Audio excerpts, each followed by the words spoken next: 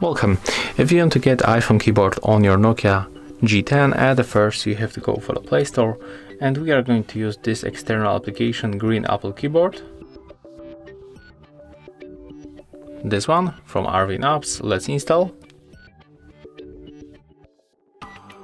Right now let's open.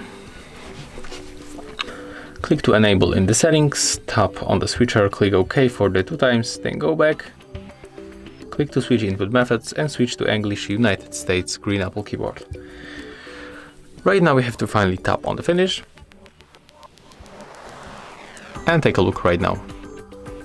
Here we got the new theme of our keyboard, and it looks very close to the iPhone or any other iOS device.